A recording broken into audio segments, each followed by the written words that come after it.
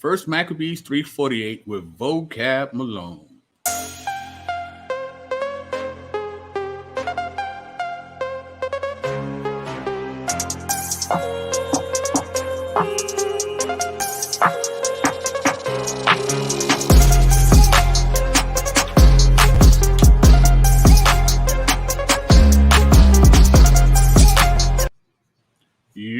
What's going on, party people, in the place to be? I go by the name of the BK Padres, transmitting all the way live. New York is the city, Brooklyn is the borough. What's good? What's popping? Happy Thursday to everybody. Happy Bodega Eve to those who are in the know. Of course, we gotta say what's up to the party people in the chat. We got Bodega Lady D New on the check-in. We got Andrea.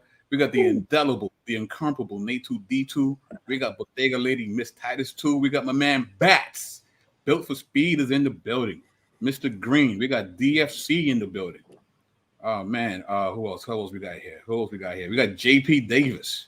Yes. Yo, JP, you're a very hilarious individual, man. You got one of the best sense of humors I've seen in a long time, bro. But we got Carmel Kronk. Wow, frugal survivor. All right. K the realest one. Nice. So as always, ladies and gentlemen, if you haven't already, please like, share, and subscribe. Please share the link. Tell a friend that's him again. And if you'd like to support this online ministry, you can hit me on PayPal. And if you'd like to become a monthly supporter, you can be a patron where you get an assortment of incredible study aids for your personal Bible study. So with that being said, ladies and gentlemen, I have a very special guest here in the building. A lot of us know him. A lot of us don't like him. He's the bad boy of urban apologetics, Mr. Vocab Malone. What's going on, sir? What's up? How you doing, man? Thanks for having me on, and look forward to talking about icons and First Maccabees and White Jesus. Oh man, White Jesus. So for those who are uninitiated, sir, who are you and what do you do on these YouTube streets? My name is Vocab. I'm a racially ambiguous individual. And the Lord blessed me that way my whole life. And, I am interested in things that affect right where I live, right where I stay, and people that I know. And so most of the apologetic issues I got into, with a few exceptions, are because of that very personal type of thing as far as, hey, this person, that person, hey, what's up? Let's build about these things you're talking about. And so Hebrew Israelism is one of them. That's a big one, a main one. Discussing that, understanding that, and trying to keep up with it. It's always evolving. There's always something new there, And so that's what we're going to talk about today. But I do apologetics in the street and also online. And so you can catch me on YouTube, Facebook is where I've been lately. And Instagram, although my Instagram is mixed. I do what you're not supposed to do. Put pictures of family and stuff like that. So it's not just apologetics. You're supposed to just have one thing for your branding. But that's too boring. So I just do whatever and see what people like. But ultimately, I do want to educate the church. I want God's people to be aware of cultural currents, even if they're kind of underground cultural currents.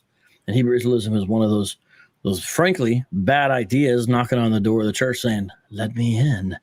And we want to say, maybe you should come back never.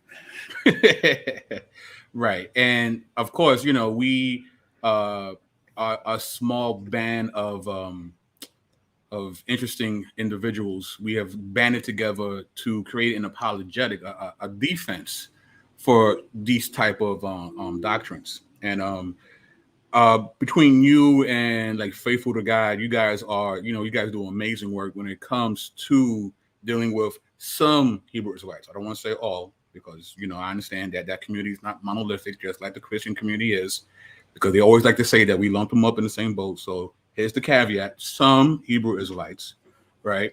And I mean, you've done amazing work. Actually, you know what? Before I even go into that.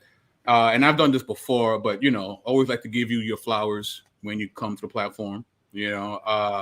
For those who may not know, Vocab is actually very inspirational to this particular platform. He definitely encouraged me to have a more larger internet footprint, and here I am. So if you have issues with my platform, blame Vocab. And but yeah, bro, I really appreciate you extending the right hand of fellowship to me, and I'm very grateful. So I just want to once again put that out there. So, hey man, I'm glad to see you doing your thing. Some people get involved with urban apologetics, and like, for example, maybe they'll take on the Hebrew Israelites a little bit, but then they kind of get burnt out. They get tired of it.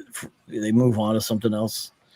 But I like to see, and that's fine. That's fine. God talks to his people, whatever. But I like to see, you cover a variety of things, but still sticking with these issues. And that's why we're able to talk about this today, because you're sticking with it, exploring different areas. So that's good to see, man. Yes, sir. Yes, sir. Thank you. So with that being said, dealing with the multi-layered issues within the Hebrew Israelite community that you've have highlighted over the years. One of the things that you've definitely have brought about is they have a very faulty hermeneutic.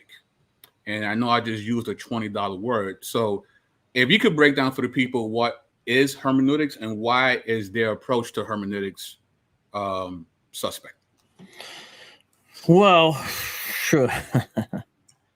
See, there was this guy a long time ago named Herman, and so. Oh Lord! Wow. No, I remember when I first heard hermeneutics, I heard the word homiletics right with it, I was like, crap. Hermeneutics, homiletics, which one's which? Because homiletics has to do with preaching, and hermeneutics more has to do with interpretation.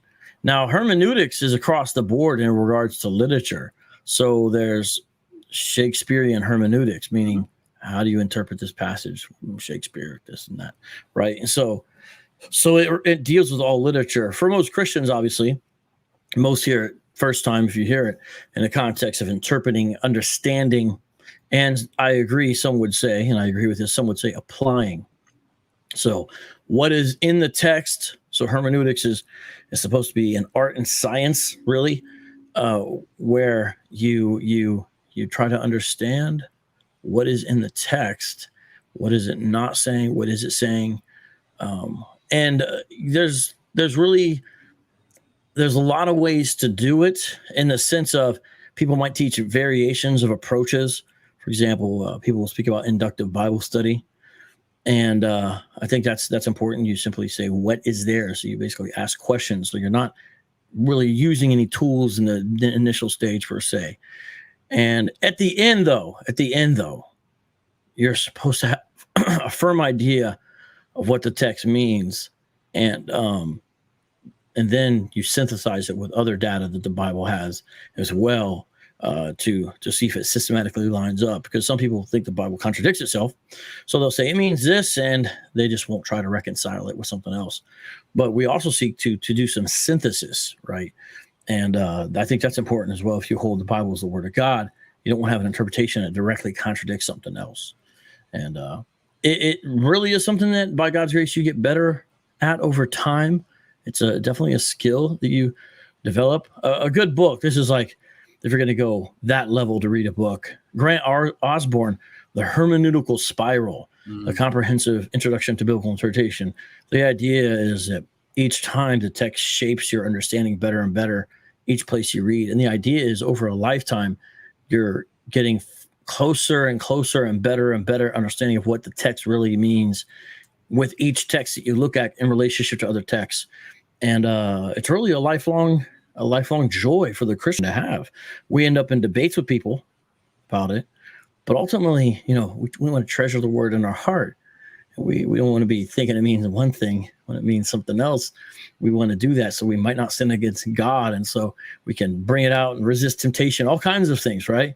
Mm-hmm. And so it's really a joy and a pleasure. I try to never lose sight of that, to say, let's get into this. What does this really mean? What's really there? Right. And then draw it out by God's grace. Right. No, absolutely. Because for many of us, we forget that the Bible is a historical document, right? And because of the nature of that, it presents itself some legitimate obstacles, right? There's it's written in scripts that many of us don't read, written by people we'll never know. in places that we've never been to. And if you've been to those places, you haven't been there during those times. So there's multiple contexts that we're missing. You know, it's like we miss the punchlines, you know, because they're talking to each other. You know, we're kind of ear hustling 2,000 years later into their conversations. So we want to get the flavor of what they were dealing with, you know, the political climate, their former slang, you know, so that we can have a better understanding while making sure that we don't smuggle in our own presuppositions into the text, right? We want the text to speak for itself. We want to understand it by the writer's perspective and the writer's original audience, right?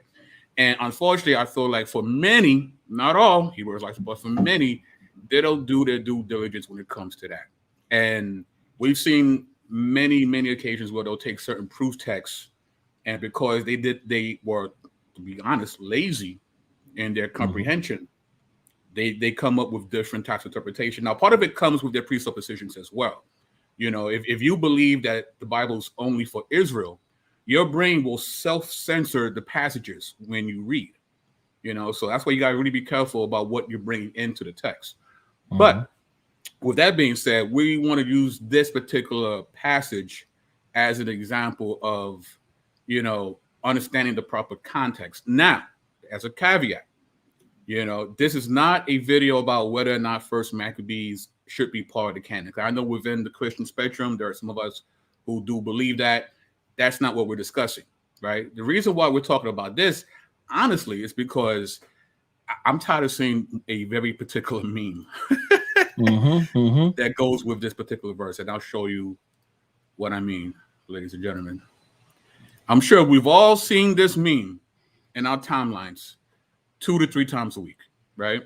This is how the Hebrew Israelites, the Bible, became white, right? And they use First Maccabees 3:48. And you can't really see it too well in this meme, but Vocab, how many times have you seen this meme since you've been in Apologists? A lot. Yeah, that guy has definitely got around. He has definitely been passed around. Wow. He looks to be Eastern Orthodox, of course. And Eastern Orthodox folks. Don't start. Huh? Yeah, right. They have a whole theology of icons, and they take iconography very, very serious. I would say iconography is more part of their tradition than Roman Catholics. People usually know some pictures or paintings here and there in regards to Roman Catholicism, and they may know some statues, for example, that element. But when you talk about icons, the Eastern Orthodox really take the cake. Now, there's different types. I'd be incredibly interested to know where this image came from. I've been looking for the original photo that I can't find it. Yeah, it looks to be late 20th century based upon what I've seen, from like the photography, not this particular image, but looks to be late 20th century. And it'd be nice to know the source. The funny thing is, because in the source, I bet it'll say what's happening and it won't be quite nefarious. Exactly. And that's why I'm looking for the original photos to do just that. But yeah, but Hebrew Israelites aren't known for accurately understanding their own sources or knowing where to find them. It literally is sometimes a house of cards built upon memes such as that one. So yeah, I've seen that a whole lot. So to have a clearer view of the actual verse here in the King James says, "And laid open the book of the law, wherein the heathen had sought to paint the likeness of their images." So here's another caveat. If you are a big fan of the King James Version, amen. Keep your King James Version, right? By reading the King James, you can have a robust and amazing journey with Christ and be an amazing man and woman of God. As long as you understand the archaic English of the text. So by no means are we trying to, bash the King James Version. With that said, though, the 1611, was a decent translation for its time. But since then, we have, as I think William B. Wallace will say, an embarrassment of riches when it comes to Greek manuscripts. And not only do we have more manuscripts, we have more manuscripts that date closer to the original autographs. So through a healthy and robust methodology and textual criticism, we are inching closer and closer to trying to have the canon that our first century brothers and sisters have, which is very interesting, Vocab, why many Hebrew Israelites don't appreciate that. Because again, the presupposition is this is not only is this the word of God, it's a family heirloom, right? When I'm reading about Paul and these individuals, this is family. Why wouldn't you want a version of these texts that are closer to the ones that your family actually had, right? So, but so with that, we have more texts when it comes to Maccabees, so we have more modern translations. So Maccabees in these modern translations are as follows, right? In addition, they open up the law scroll to find answers to the kinds of questions Gentiles would ask of their idols. In the DRA, it's rendered, and they laid open the books of the law in which the Gentiles search for the likeness of their idols. If I could show everyone, this right here is what red book. Yeah, that's what most Hebrew Israelites use as far as one Westers for their Apocrypha. It's the King James Version Apocrypha. Right. Usually published by Cambridge. Right. And that's the translation that they use from the Apocrypha out of Maccabees. Of course, we're talking about First Maccabees 3:48. They read that there, misunderstand what it's saying, partially due to some of, I say, confusion in the way it's translated. And that's what Alfredo is doing now, showing, hey, it's not, there's better ways to translate this that give it better clarity. Mm-hmm. So you don't have to, so you can start your interpretation with a better translation, first of all. Right. And so you're showing a couple. I got a couple too after you show yours. Right. The NABRE says they unrolled the scroll of the law to learn about the things of which the Gentiles consulted the images of their idols. The NCB renders it, they unrolled the scroll of the law, seeking therein the guidance of which the Gentiles consulted the images of their gods. So, Vocab, I'll let you share some of your translations that you got. So those are some of the ones you had? Yeah. Okay. So, Protestants probably have neglected the Apocrypha because it's almost like since the Reformation, a lot of us have almost viewed it as like, well, that's an evil collection of books. I'm exaggerating a little. So we may have neglected it. Even Martin Luther believed that the apocryphal books were helpful for study. Now, that doesn't mean we believe, and the evidence is on our side in this, that they're divinely inspired, that they're canonical, that they're God's word. So even though we don't see them as Roman Catholics and Eastern Orthodox see them as additions to the Old Testament canon, right? I mean, the Jews never accepted the apocryphal books as canonical themselves. Doesn't mean they're not valuable. Also doesn't mean we shouldn't care about what it's actually saying. We should try to understand what it's saying as well.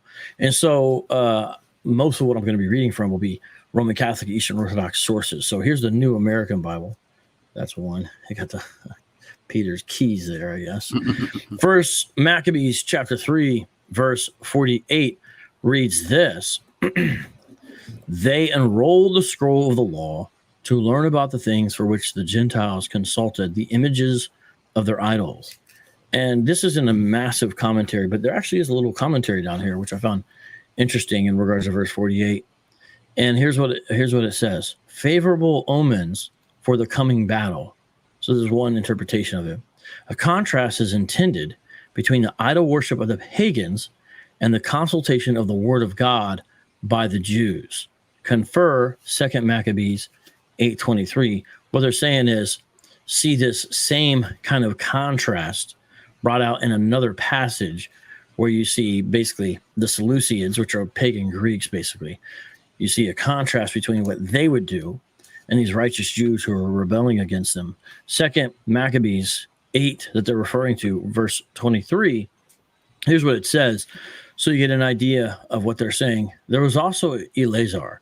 After reading to them from the holy book and giving them the watchword, the help of God, Judas himself took charge of the first division and joined in battle with Nicanor. So what you see there is, again, First and Second Maccabees may be able to be described as books about God and country, right? It's a lot of prayers, but it's in relation to this nation building that's going on as they rebel against the Seleucids. And so they're written by different authors. First Maccabees originally in Hebrew, Second Maccabees originally in Greek, although we don't have the original Hebrew First Maccabees. And so it's helpful still nonetheless to compare them, because you're seeing intertestamental attitudes of Jews and what they're saying they did in this. And so I think that was helpful, that parallel passage as well. So there's one. Then we've got, that's the New American Bible. We got the Jerusalem Bible. We got the Jerusalem Bible, Reader's Edition. We go to First Maccabees chapter 3, verse 48. And here's what it says. For the guidance that the heathen would have sought from the images of their false gods, they opened the book of the law. And there is, let me see, is there an asterisk on that? No, there's not an asterisk on that. And so there are some questions about the syntax and whatnot. Some people might say, well, is this the heathen seeking guidance? But it seems that it's the Jews seeking guidance about the heathens. Seems to be what it is, even in that one. Here's the Goodspeed, well-known apocryphal translator, Edgar J. Goodspeed. Here's what he has in First Maccabees. So this is important. This is a common thing that you do a lot of times in understanding a passage, is looking at alternate ways to translate it. Because if there's some radical differences, it wakes you up to something else going on there. Like, okay, wait a minute. Why are these translations different in this area? And notice the KJV Apocrypha is an outlier in these, in the way it's translated. It's not very close to the other ones, and that's not accidental. Okay, here's what it says here. And they unrolled the roll of the law, such as the heathen used to hunt out and look through for pictures of their idols. So a little bit different there. And you can see sometimes in the translation, it gets into what the translator believes a possible interpretation of it is as well. This is the last one I'm going to do. This is from the Orthodox Study Bible. First Maccabees chapter 3, verse 48. And where did it go? And then we can also look at the Septuagint a little bit, because the Septuagint, of course, in Greek, we got the Greek of the Apocrypha as well. So here's the last English one, though. First Maccabees 3:48 from the Orthodox Study Bible. Here's what it says. They opened the book of the law to look into those matters about which the Gentiles consulted the likeness of their idols. Now, I don't think any of those should lead a person to believe this is saying Gentiles are painting images of their gods or white Jesus anywhere. I don't even really think the KJV would say that, but it's the only one, I guess, potentially where you could make that mistake. I'm trying to be charitable there. I don't know. What do you think of, Alfredo? Because I know you've been looking into this. Right. I think longer than I have, to be frank with you. You brought some of this to my attention, which I appreciate. So, I don't know everything. And so, I was just sick and tired of seeing this meme. Really, that's why I just want to kill it. But again, it shows, right? Even within the King James, it's written in a certain English dialect, and if you're not familiar with how that syntax is played out during that time period, again, right? You're smuggling in your modern understanding of the language into the text. So the people who received the 1611 probably did not have that interpretation at all. They probably saw it as we see it from the more modern translations. Yeah. So I think that's the issue. Again, putting ourselves into the shoes of the people who lived in the 16th century and how they worded things will give us a better understanding of what was being conveyed. I actually got a few other translations up. Okay. I don't know if it'll show up if I share it on the screen, but I realized I had a few more in Logos if you're interested in seeing this. I think this is important because it shows, these translators aren't crazy. They're not You know, I mean, they're trying to translate the Bible, you know, trying to get it right. And if you have the King James and being more of an outlier in the way it is, I think it's important to understand that. So here, let's look at a couple of these. All right. Let's look at a couple of these here. Here, maybe I should. Yeah, share screen. Yeah, I'm worried it's going to be a little small. So I know this is redundant, but someone could actually go track and say, you know, Vocab and Alfredo shared 10 other translations, and none of them said quite that. So before we do the interpretation, we're starting with a problematic translation of First Maccabees 3:48, and that's important.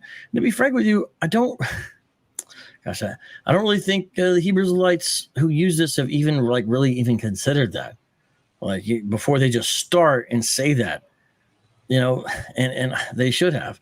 Okay, so let's see here. Share screen. Two monitors, share screen. Okay, I'm trying to share it. There it is, screen 2. Okay. All right.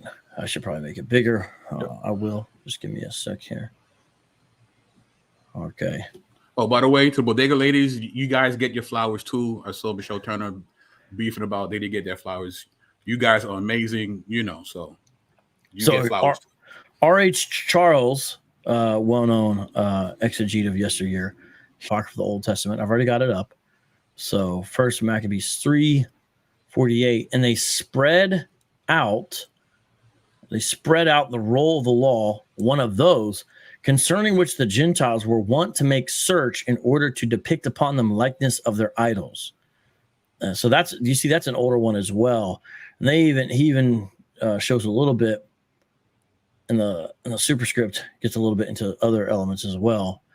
So there's that. Now let's look at this right here, which is this is the apocryphal works made from the Latin Vulgate by the men after Wycliffe, because I don't believe he was able to complete the apocrypha. But now we're going to see what they had as well. Okay. And, you know, this is a big deal to do like translation, especially during these times. So again, this is not kind of like you're going to be purposely messing up. Oh, I don't even know if this is going to work, because look, it's super old English. And they spread in abroad books of the law, of which heathen men soften like this of her similarity. Wow. Okay. I didn't realize it was quite like that. Wow. Okay. That's real 16th century English right there. Yeah, it is. The New Revised Standard. Did you already do the New Revised Standard? Yeah. Okay. You already did the New Revised Standard? All right. So let me flip over here. And then, okay, check this out. Now we've got the New Cambridge paraphrase of the Bible with the Apocrypha. All right. We got that as well. And here's what that one says. And laid open the book of the law, wherein the heathen had sought to paint the likeness of their images. Also, I think they would like that one. That might be closer to what they're looking at. Mm-hmm. Let's see. This is that's because it's the KJV one. Yeah, never mind. The red book. Yeah, that's exactly what it is. Okay, and then here, the AV. This is the old school. Well, this is just showing old school prior. This is the old school as well. So that's actually similar. So you see, older translations do it that way. You see, older translations tend to be something like that. But again, the question is that what it means? I don't think so. And now I was going to look at a couple of commentaries on it, but I don't know if you want me to show this yet or let you go to your next slides, because I know you have slides prepared. So maybe I should stop doing that. I'll just have it ready. Okay, that's cool. So right off the rip, what we see looking at these translations, it clearly shows that there isn't some nefarious agenda to put Clorox on Black statues and or portraits, right? There isn't any, it's not about lighting up, these religious artifacts. It has nothing to do with that at all, right? Just based on looking at the multiple translations that we've seen. But the question is, well, what is the context, right? So with that being said, let me share. Yeah, it's a good point. And it feels like people would kind of catch the obvious in regards to that, Alfredo. Mm-hmm. They have a picture of someone repainting an older icon. If you're going to have a secret conspiracy theory, it doesn't seem like you would take a picture of someone doing it and put it in a book. Actually, in one of the books, right, that's Russian icons. That's the cover. That photo is the cover of that book. Oh, it's the cover of Russian icons. I think so. Yeah, one of the books about Russian icons. Yeah. Well, okay. Yeah. So with that, so let's look at the early reception of the Torah. Right. This is from the Gruta. So, searching the book of law, Jewish divination, in First Maccabees 3:48. Here's how they looked at it. Divination, understood as the attempt to foretell the future through the generation and interpretation of signs and portents, has gained new interest in recent years. Previously, with regards to Jewish divination, it was widely thought that the prime avenue to consult the divine will was prophecy. Since the texts following the prophets Haggai, Zechariah, and Malachi do not witness to any new prophet, it has been unclear which methods were used after their time. Now, many scholars agree that divination took different modes in the post-exilic era. One way to search the divine will was the consultation of already existing and circulating texts. Decoding the knowledge embedded in these texts was considered a way to access the divine will with concerning future events. In this article, I aim at contributing to the debate concerning the use of text for divinatory purposes by analyzing one passage, 1 Maccabees 3:48, which mentions the use of the book of law in consulting the divine will. First, I will ask how the authors of 1 Maccabees deal with the book of law elsewhere in order to better understand what the authors may have intended with their references to the book of the law. After that, I will examine other details of 1 Maccabees 3:48. So I'll fast forward past that. Sackcloth is at times mentioned in those contexts in which there is a reference to searching the divine will. From the prophet Isaiah, who interprets the divine will. He sent Elikam, who was in charge of the palace, and Shebna, the secretary, and the senior priest, covered with sackcloth to the prophet Isaiah, son of Amos. This example indicates that sackcloth was sometimes worn when the divine will was consulted. I do not argue that sackcloth itself had a divinatory function. It is possible that sackcloth served as a symbol of modesty and a sign of obedience and piety when the deity was approached.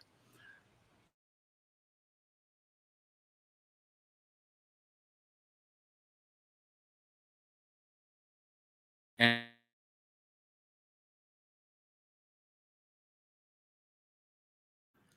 is he frozen? He appears to be frozen. Oh, okay, you're back. Okay, I'm sorry. All right. You're like, eh. I will now turn to examine the key terms of 1 Maccabees 3:48, those matters in the likeness of their gods. First, one should ask what were those matters of 1 Maccabees 3:38 that the inquiry concerned. Importantly, the passage does not use noun matters, rather the Greek. I can't read Greek. I don't know if you know what that is, vocab. Are you familiar with that particular term? Where, rather the Greek? No. Perry on X-ray Mano. I don't know what it means. But it says here, it means that they literally searched out what the Gentiles consulted the likeness of their gods. Given the context, it may be that they concern the military activities that the people were preparing, right? And that's the larger context of this packet, this chapter, right? They're getting ready to fight the heathen, the quote unquote heathen. What does it mean to consult the book in a similar manner as the likeness of idols were consulted? The difficulty of 1 Maccabees 3:48 lies in explaining the connection between the terms likeness and idols, something that you brought up, Vocab. The Greek term that refers to gods is, I don't know, it was like Eo, I don't know. It's eidolon. Eidolon. Yeah, and you can kind of, so that's like R-E, that's like an English E equivalent when you transliterate. And then that would be like our I, and that would be like our D, and that's like our O, and that's like our L, and that's like our O, and that's like our N. You see what I'm saying? So it's like eidolon. In the old Greek translation of the Hebrew Bible, the term denotes almost exclusively idols in the sense of objects or pictures of gods, as idols themselves are often regarded as, quote, false gods. Their existence and use is condemned severely in various passages of the Hebrew Bible and other Jewish texts. And then it goes to a list of texts. For quite some time, the scholars of 1 Maccabees have connected the term with statutes. One of the first to propose such a connection was Felix Marie Abel. Other scholars have supported this theory and further elaborated to include the possible use of such statues for consulting the divine will. For instance, John Bartlett has proposed that certain passages may refer to images of gods that could have provided protection for the worshippers. Meanwhile, Diego Aaron Holevel claims that likenesses of their gods had some sort of prophetic function and may represent a practice that was present in the neighboring cultures.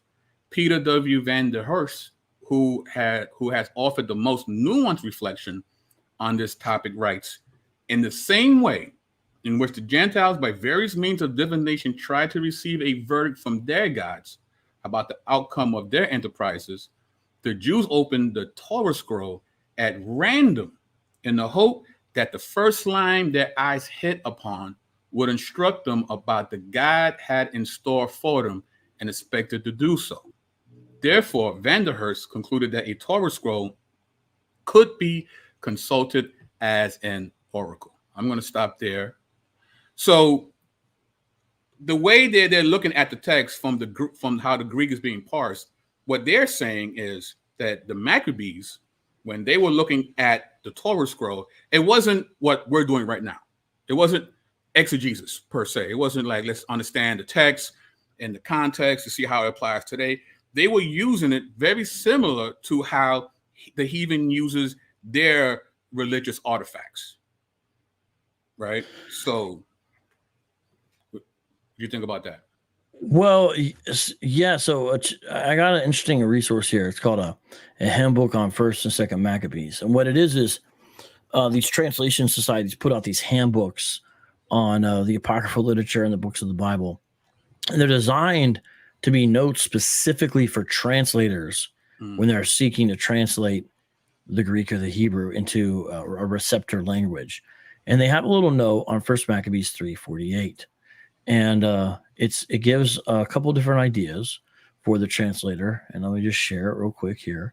And again, I'm bringing up Logos. And I guess I should tell people that if they use my code and stuff, that they can get a discount on Logos. Put it in my put it in the private chat. So I can put it in the chat. Yeah. Just let me get to that. But so here, let me make it a little bit bigger. And so this is the commentary on here, and it gives a couple different options. And let's take a look at this. And they opened the book of the law to inquire into those matters about which the Gentiles were consulting the images of their idols. This verse is unclear. So a lot of commentaries say that. There are several interpretations. They open the scroll to find those passages where instruction is given about dealing with Gentile idols, Duran. So that's one way to look at it. It's like, okay, so they're looking at biblical passage relating to idolatry, basically. So that's one way to understand it, right? Or, and this is part of what you do in hermeneutics. You look at alternative or sometimes rival interpretations and consider them before settling on ones that work. And in the sense of they make sense of the passage in related areas. Here's another understanding. They found those passages that Antiochus had pointed out as allowing for the worship of Gentile gods. Goldstein, that doesn't seem likely to me, to be frank. They opened the scrolls on which the Gentiles had drawn pictures of their idols. So that would be something similar to what Hebrew Israelites would end up and say, Dadesh, a textual matter. And that's important because there's some confusion about what's in the underlying text. So we have First Maccabees in Greek. We don't have it in Hebrew. But here's what you have to do if you're going to really get into this. If you make an interpretation from your understanding of this, as you look at the Greek of First Maccabees 3:48, whatever it is has to also make sense in Hebrew. The problem is you don't have the Hebrew. So it's sort of like a backwards reconstruction that these are more high-level scholars. This is like not something I would think I would be equipped to do, for example. And if people were humble, they would realize this is a higher level thing.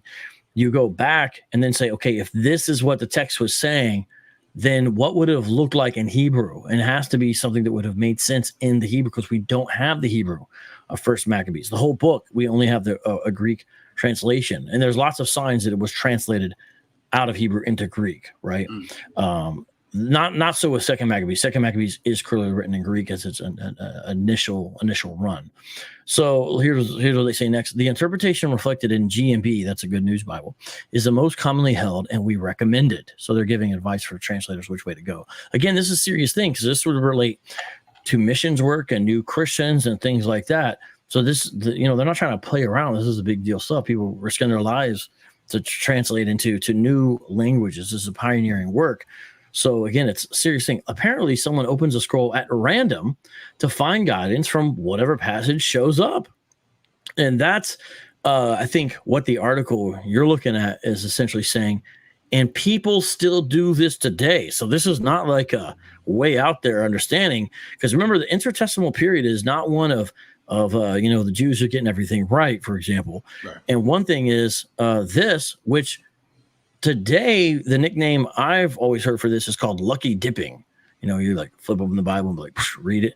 So it appears they may be lucky dipping, but with a scroll. Right. Such use of scripture is referred to nowhere else in scripture, unless the same thing is met in 2 Maccabees 8:23. And that's the passage I brought up earlier that a lot of people see as a comparative passage but then it's like, okay, is that what that's saying there, right? So we see the clear thing. They're consulting God's word. That I think that's the clear thing. Mm-hmm. But then the question is, okay, then what next? And see, that's why the note here says a passage with its own problems. G&B's translation does not spell out just how the scroll was used, but it is not necessary to do so. The Greek is certainly not clear, and G&B said what needs to be said, but with some modification. Opened means unrolled, since the book of the law was a scroll. Here are other models for the verse. The Gentiles would have consulted or prayed to their gods, but the Israelites opened or unrolled the book of the law to find out what the one in heaven wanted them to do. So even if they're doing sort of an abnormal practice, for example, it seems still clear that at least the other name for that is called Bible bingo. I never heard that one. Okay. Well, maybe the Catholics like it. Sorry. This guy. Bingo. It's funny. One of the canons of Nicaea is that there should be no games of chance in the houses of worship. And if you're a Catholic and you say you Protestants seem to believe in all the canons of Nicaea, not just the creed itself, it's like, well, tell that to the old ladies because you guys got some games of chance. Bingo night be lit, boy. What? Yeah. I don't think they know about the canons of Nicaea on Catholic bingo night. I'm just saying. Instead of praying to idols as the Gentiles would do, the Israelites looked in the law of Moses to find out what they should do. So it seems like the essence of it is sort of, for lack of a better word, well-meaning in the sense of there's a contrast. The question is, what exactly were they doing when they opened it? Right. There's some confusion about the text, and I think the commentary reflects it. These other commentaries are much shorter. They spread out in order that the role of the law might bear witness before God against the blasphemous proceedings against the Gentiles. Mm-hmm. So it's like, let's find out what the Bible says about the messed up Gentiles. And the one last is called a new commentary on Holy Scripture. It says the text seems to be at fault. What they're saying is there's confusion in the underlying text. Slight emendation of what was probably the Hebrew original would give for the second clause, which the Gentiles were seeking in order to work upon them the likeness of their idols. Another emendation of the first clause would give instead of the book of the law, which would have no special connection with the temple at Jerusalem. So this is what's called conjectural textual emendation. So I don't abide by it because I think you should have a clear textual basis before you conjecture about an emendation, which means an alternate reading that you're saying was original, but you don't have any physical evidence for it. The reason why I'm showing this, though, because I'm not saying I agree with that practice. Now, to be honest, I'm less offended by it, to be frank with you, when it comes to the Apocrypha than with the Bible. But here's the book that I was just looking at right now. Right. Partially edited by these guys, see, 1928. But the point is, usually, unless there's something else going on, scholars don't do that unless there's some kind of confusion in the construction about what's underlying it. And that's why you see that there. But it seems highly unlikely, the interpretation about Hebrews-lites, because it's like, what are they literally saying? It appears they're literally saying Gentiles were drawing pictures of false gods in Hebrews Bibles. I think that's what they are literally saying is going on, right? Isn't that what they're basically trying to say it means? The Well, that's Hebrews, not I'm saying, how- the Hebrew Israelites. That's not how some Hebrew Israelites are. What they're trying to say is somehow it kind of looks like a prophecy that eventually these people will wipe out the original color, the original look of the people of God, and they use that particular text as proof of. You see, this is why it's happening. It was already mentioned in this particular passage, right? That's how. So they're looking at it as a prophecy. I think so. But see, so first But that Maccabees picture 3, of that meme doesn't go with that verse. well, that's what I'm saying. That's why there's problems there with what they're. It seems like they're saying this is something that Gentiles always did, or something like that. Mm-hmm. But like, look, so what is First Maccabees 3 about? It's about the leadership of Judas Maccabeus. Right. So it discusses his early victories. These are military campaigns being discussed. Right. It talks about the king's strategy. Speaking of Antiochus, right, and what he's doing about this uprising. And then you see, starting in verse 38, they're preparing for battle. Right. So all this stuff, starting in verse 38, going all the way to the beginning of chapter 4, which is down to verse 60, it's about their preparations for battle. So, like, to get the fuller context, because I know we haven't really looked at it, but if we did it, you would see it's like people pitching tents and foot soldiers doing this, and it's counting numbers, and they're gathering together, and they're hearing speeches and all this kind of stuff. This is not some prophetic prediction. And in part of what they're doing in their preparation for war is looking at a Hebrew, well, it's you would imagine, it seems like it's probably a Hebrew scroll, but a biblical scroll nonetheless, right, in regards to the Gentiles and their idolatry. It's sort of odd or out of place if they're like saying all of a sudden there's a prophecy as they're preparing for war. The Maccabees, they're preparing for war against Gentiles, and there's a prophecy that says, oh, in the future they're going to do this. Because listen just to the verse right in front of it. Thus they assembled and went to Mizpah near Jerusalem, because formerly at Mizpah there was a place of prayer for Israel. That's verse 46, verse 47. That day they fasted and wore sackcloth. They sprinkled ashes on their heads and tore their garments. So clearly spiritual preparation for the battle, right? Verse 48. They unrolled the scroll of the law to learn about the things for which the Gentiles consulted the image of their idols.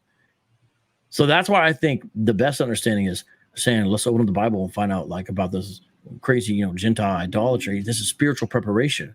Right. So look at that. It's like their reason for battle. Verse 49, they brought with them priestly garments, the first fruits and the tithes, and they brought forward the Nazarites who completed the time of their vows. Again, spiritual preparation for the physical battle. And they cried aloud to heaven. So now they're praying, what shall we do with these and where shall we take them? For your sanctuary has been trampled on and profaned. So it's a spiritual issue they have, plus the loss of autonomy. And their priests are in mourning and humbled. Now the Gentiles are gathered together against us to destroy us. You know that what they plot against us, how shall we be able to resist them unless you help us? Then they blew the trumpets and cried out loudly. So all of this is preparation for battle. So it'd be strange if all of a sudden there's a prophecy of the future in the middle of that.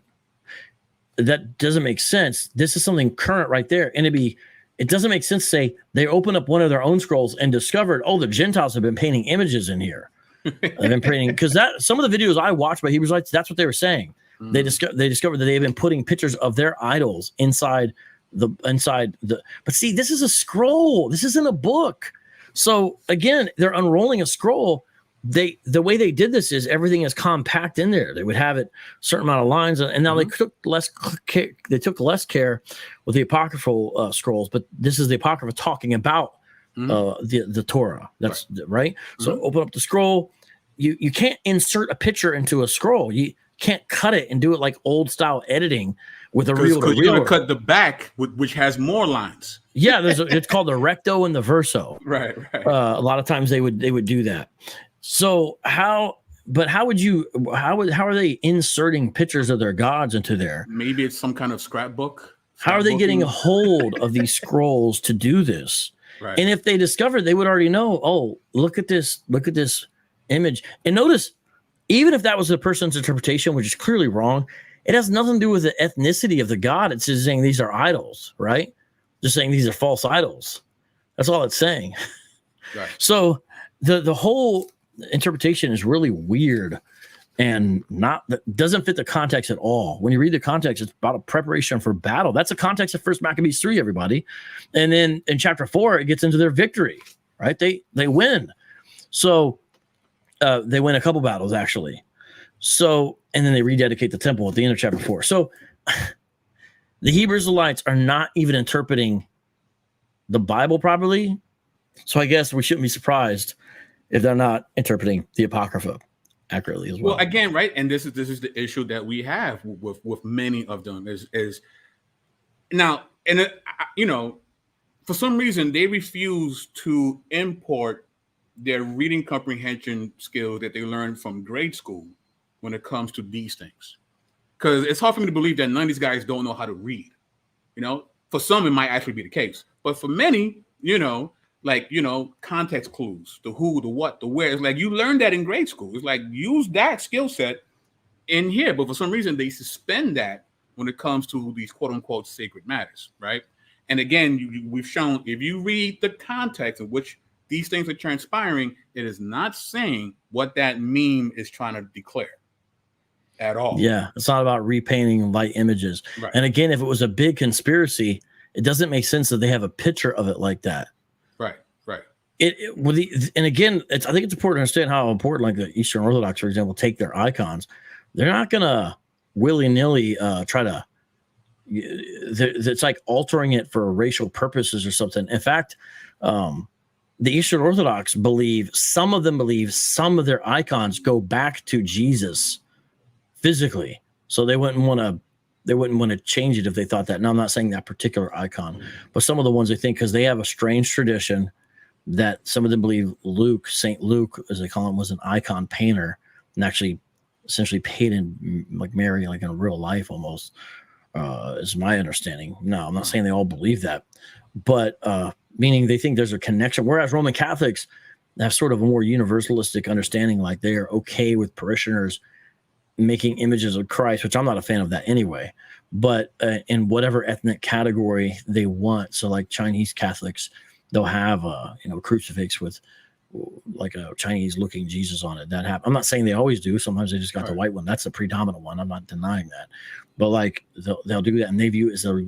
sort of a universality expression of the church, you know, how you see Christ and how you relate to him. Again, there's problems and all that kind of stuff, but the Hebrews oversimplify it as if literally there was this massive grand conspiracy to change all the Bibles with, and it Hebrew scrolls aren't really known for having images in them, though.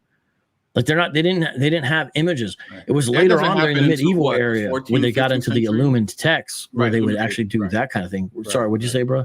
No, I was to your point, that doesn't occur to the 14th, 15th century, the illuminated text? Yeah, it's a later thing. So It's like an image in general would be odd, but it's like you look at it, you say, is that really saying that Greeks somehow got off Hebrew scrolls and then put images of what though? Because here's the other thing, Alfredo, this is in between the testaments, right? Right. I feel like everyone should pay attention to this. I think I had a book on it. Where was that? Yeah. This is a book on the intertestamental period, right? Charles Pfeiffer. It's titled Between the Testaments because the Apocrypha takes place basically, for the most part, in between the Old and New Testament, which is about 400-year period. For the most part, there's additions to Esther and stuff like that are different in some apocryphal texts. So everyone, was Jesus on the scene during the intertestamental period between the closing of Malachi, to say it colloquially, and the beginning of Matthew? Jesus wasn't on the scene. So it can't be a repainting of Jesus Christ, yet the meme says that and has an image being retouched up of an icon of ostensibly Christ. So everything about it is backwards. It doesn't make sense. Who exactly would the Greeks have been repainting then if that's what they were doing? Right. The Israelites aren't portraying Yahweh. They got in trouble for that. They're not going to do that in their scroll. These are people trying to be faithful Israelites. Who are they repainting? But they don't have images. They don't do images of the divine like that. Later on, you get things like Dura Europos, which there's some questions about what is a synagogue, but appears to be an early Christian church and may have had some Jews there. And there's some images that's way in the 3rd century, and that's a whole different conversation. But what exactly would they be talking about? If they're saying it's a prophecy, it makes no sense. It's inserted into a passage about preparation for battle and for war. So basically what I'm saying is we as Christians don't want the Hebrew Israelites to misuse the Bible. To be frank, we also don't want them to misuse the Apocrypha because that's not what it's saying. Sorry, I got on a high horse for a second. Go ahead. No, that's cool. But I think what you just showcased was the main issue with their hermeneutic is that it's based on the sharpshooter fallacy, right? They make a point and then they try to, find scriptures that will fit that point instead of looking at the scriptures first and to draw out what the scriptures are actually saying. They're doing the opposite. I have this point, and I'm going to make these scriptures, I'm going to shoehorn scriptures or in this case, the Apocrypha and make it fit my point, right? And and that's what they're doing. It's the sharpshooter fallacy, Yeah, so some serious problems. And so, Christians, if we started chasing down all the misuses of the Apocrypha by the Hebrew Israelites, it's a whole new ball game, because usually we start with the biblical passages. We don't focus on the apocryphal ones as much because we understand, well, that's not the word of God. But let's say that the Apocrypha has some accurate history in it. There's some historical mistakes, but it does have some accurate history in it. So let's say we're looking at this and we say, okay, I have no reason to not take this as historically accurate or true. So it tells you about some things going on in the intertestamental period. And it's actually helpful for understanding some of the background into basically the world in which Jesus was coming. And so, we also care about truth. We value truth. God is a God of truth. And so these writings, which are important and which have benefited a lot of people spiritually, historically, all kinds of ways, such as First Maccabees, we also should care about the misuse of those texts to try to say things that isn't being said. And when you really look at what First Maccabees 3:48 is all about, put with the Hebrew Israelite interpretation, put next to the picture that they use, it's three totally discordant things. Their interpretation is not from the text, and the picture has nothing to do with the verse. It's horrible. But I can't tell you how many Hebrew Israelites got there. Way too many get elements of their theology from memes. And they'll try to say that's not the case, but I know for a fact there's been times where I've essentially caught them literally their only source for something was a meme. This is a real thing. Right. Christians can fall into that too. And we should not. We should always be like, let's double check this. That's why the Hebrews like to, show us the original page of where that one image comes from. Then demonstrate to us why First Maccabees 3:48 really means what you're saying, what it means, right? Massive, massive issues, interpretation. And it's just sad. Now, some of them watching will be like, oh, so is Vocab saying that they probably wouldn't use this word, but is Vocab saying that Europeans didn't try to foist a white image of Jesus upon us? We're not talking about that at all, right? We're talking about this particular verse, the meaning in relationship to the meme that they use in the picture. That's what we're talking about. And it doesn't mean that. And that's not what's happening in the picture. Right. And the picture is a totally different context than the verse. And their interpretation of the verse is totally different than the context of the chapter. So that's what we're talking about. We're saying this doesn't mean Gentiles were inserting pictures of white something, of their idols, like during their preparation for war against the Greco-Roman. Right. Bizarre, right? Right. Let me share one. Actually, I'm not going to share the whole article, but I just want to get this here. It says, this is Ancient Jewish Bibliomancy by Peter W. van der Heerst, University of Utrecht, the Netherlands. I'm not going to read the whole thing, but just so you know what bibliomancy is, according to the Oxford English Dictionary, the word bibliomancy, etymologically from divination by means of, divination by books or by verses of the Bible, was first recorded in 1753. Sometimes this term is used synonymously with stitchomancy from row, line, verse, line by line, precept by precept. Anyway, divination by lines of verses and books taken at hazard, which was first recorded in 1693. So basically, what this writer is trying to say is the way he sees it based on, the cultural milieu of the time of the Maccabees is that when they were consulting the text, the methodology wasn't, eisegesis. It was consulting it as if it was some kind of mystical text. It was like the eye of Agamotto from Doctor Strange. Like that's kind of how they were using the scriptures, just like the heathens. right? Now we can argue if that's the appropriate, interpretation or not, but I think it's quite interesting, But what we do know for a fact is that it is not what that meme that's been in our timelines forever is trying to convey. It's not saying that, but there are some very interesting ways to look at it that is not what the meme says at all. Whether we're talking the linguistics, whether we're talking cultural context, whether we're talking about the actual context of the verses prior and after that particular verse, when you do all that, you do not come to the conclusion that that meme seems to try to show us. So that's the main point. So, brother vocab. So yeah. So I think we did this justice. Right. Bill, that sounds esoteric too. Yeah. Yes. If that's what they were doing to the text, they wasn't properly respecting the Torah the way they should do. They were using it as if it was like a rabbit's foot, right? Which is in contradiction to what Torah says, right? We are not to practice divination of any sorts, even with the text itself. So if this is what the Maccabees were doing, they are in violation of the very law that they were looking into, if that is the case. And that's why I bring that up. It almost sounds like they'd be reading the Bible the way Hebrew Israelites read the Bible. Wow. So well, let me show one other thing on the screen. Sure.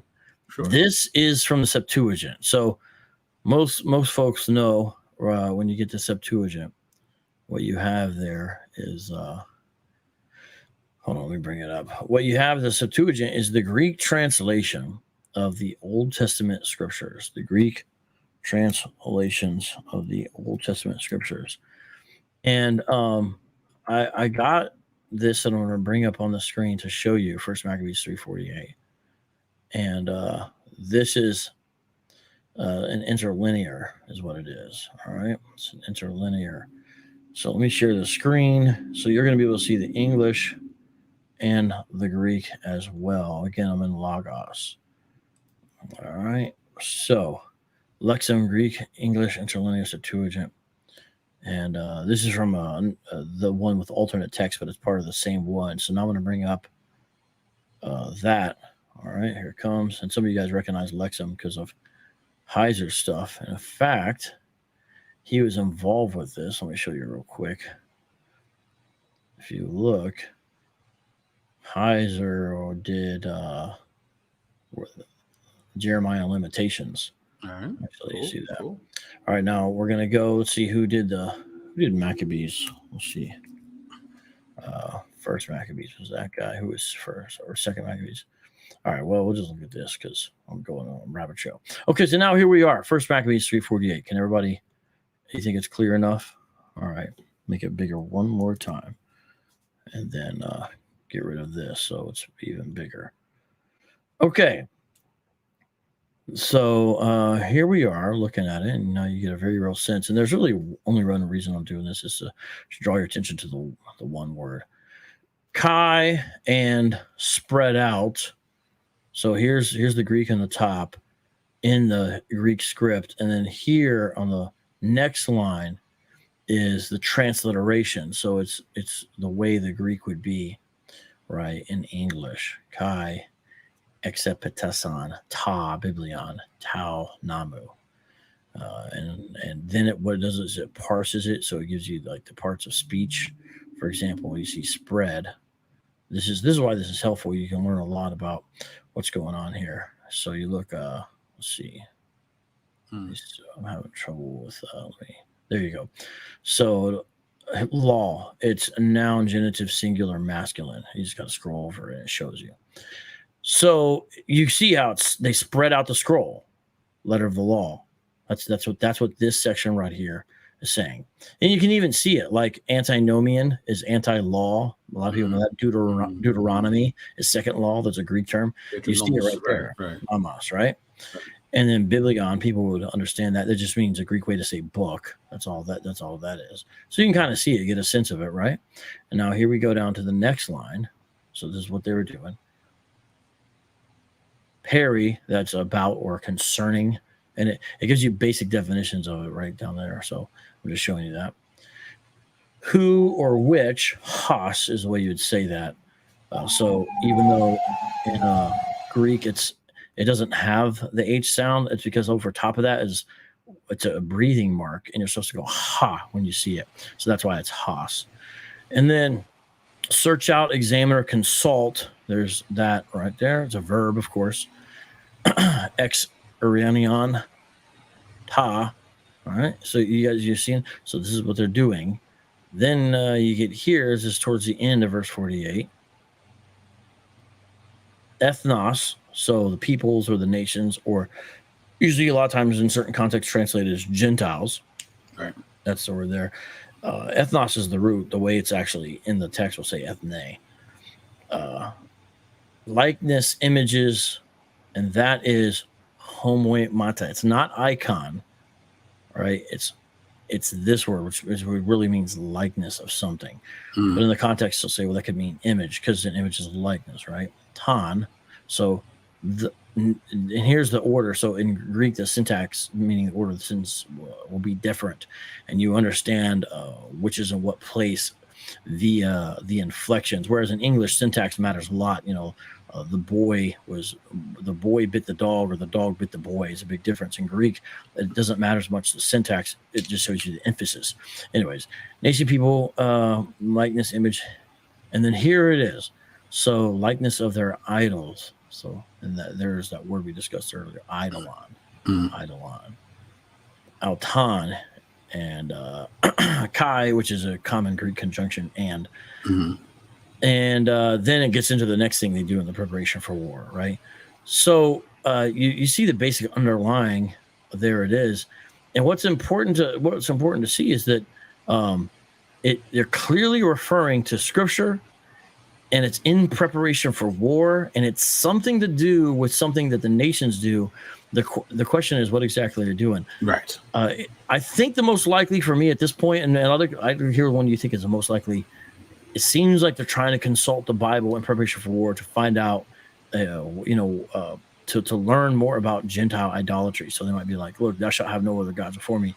These Gentiles do it. They're pagans or heathens, violating the law. One more reason to fight them, something like that. But it's not exactly clear, and that's why other rival interpretations are valid. But where's this about they're painting images in their book or something like that? It's whitewashing icons. Right, yeah, it's not the likeness of the white man, it's the likeness of the image. It's the likeness of the idol. That's what they're talking about, right? It's just kind of a clumsy way to refer to idolatry, it appears.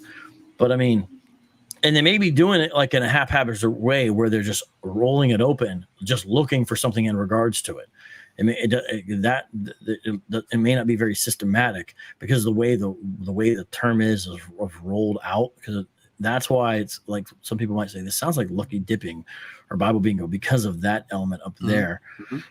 But notice, understanding this, it just has nothing to do with what the Hebrewites are saying. Right. But I don't know. What do you think is the most likely interpretation, or what kind of comments you want to give? I think what they're trying to replicate, because they're looking into the law, and we know that in the Torah, in the historical narratives, a lot of times they would look for the ephod that has the thenim and the urnum, right? And they would use that to try to figure out what they should do. I got a feeling that that's what they were trying to do, since they didn't have that. I think they were trying to do like a bootleg version of that with the text itself. You know what I mean? So, but it's something. But regardless of the methodology of their looking at the Torah, it's within the overarching theme of preparation for war, not a nefarious scheme to whitewash the black presence in biblical art.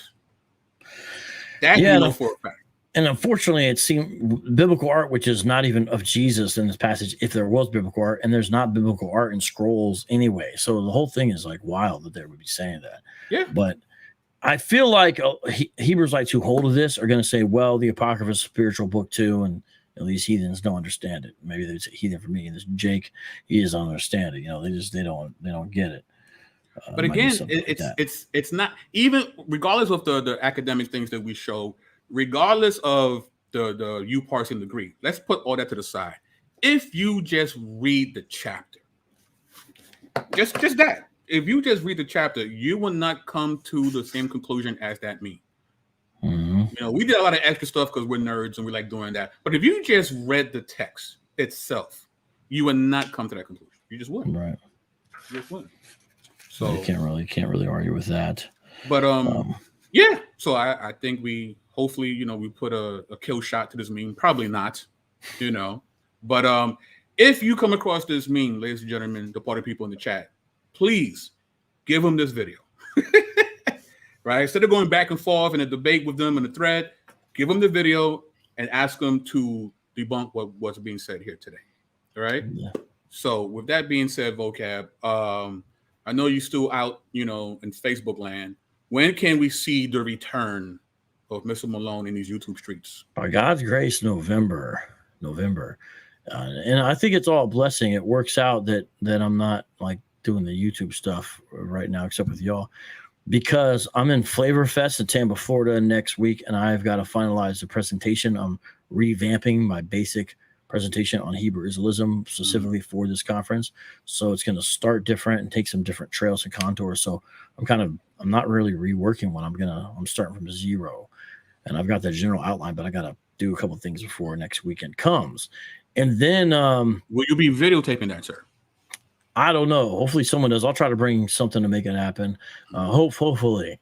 All right. It's going to be called, I think, Hebrew Israelism, Understanding and Overcoming, something like that. Okay. And then Al Fadi's got a conference going on that's like teleconference type thing.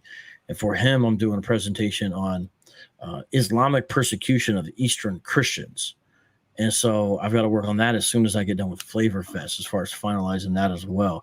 So I also can't really be doing videos because these presentations are kind of research heavy. And then we are going to be going to ETS. I'm not presenting there, so I don't have to worry about that. But sometime November is when it will be more regular as far as being, Cool. Yeah. As for me, I'll be returning back tonight on this platform. Hopefully the party people will as well at 9 ED time. I want to say Eastern Standard Time, but Nate would correct me and say EDT. So EDT. It'll be me, Adam Coleman, and Alex McElroy. We'll be discussing Kevin Wesley's most recent video about him starting a ministry. Yes, Kevin Wesley is starting a ministry. So we're going to have some thoughts about that.